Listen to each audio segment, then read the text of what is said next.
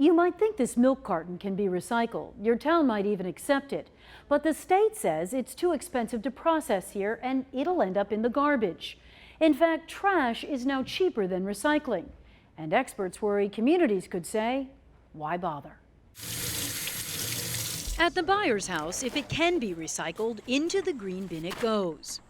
Cardboard, paper, plastic. It's not really even a thought. But the city of Lowell wants homeowners to put a lot more thought into it. We check every single bin. So they're using a state grant to educate people on what can and can't be recycled. Plastic bags, food shells. This one also has styrofoam. Every shoe, half-eaten pizza, paint can, and tree limb costs the city money if it makes it to the recycling plant. And the bill is skyrocketing. Lowell has gone from paying nothing to have its recycling processed to now shelling out as much as $75 a ton. That's an unexpected increase of $500,000. It's $500,000 that you're not doing in education, public safety, so it's definitely a crisis. Why they're paying more is a 1-2 punch that has blindsided the industry. The first hit, China, no longer accepting contaminated recycling. Items mixed with food, plastic bags, straws. Lowell's contamination rate is about 30%, but China only wants it if they can get that down to 0.5% or less. How big a job is that?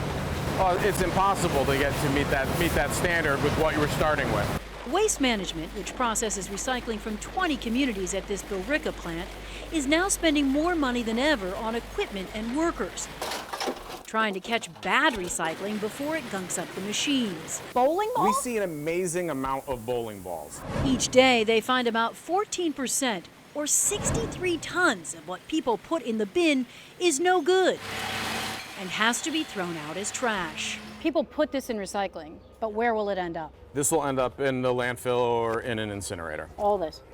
All this material.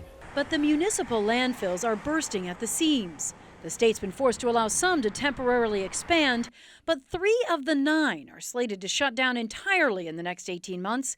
And by 2021, all but 2 will have reached their permitted capacity. What would happen to these bottles if they weren't being crushed?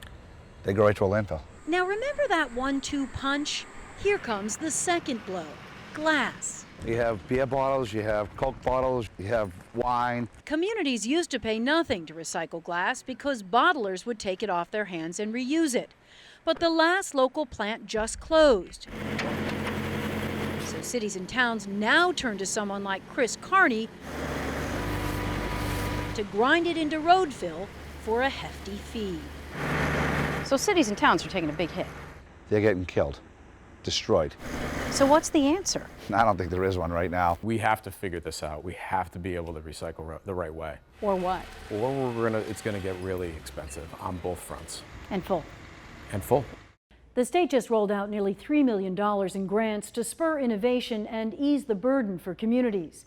But everyone we talk to says we have to think more big picture, from manufacturers down to consumers, to use less. Allie Donnelly, NBC 10 Boston.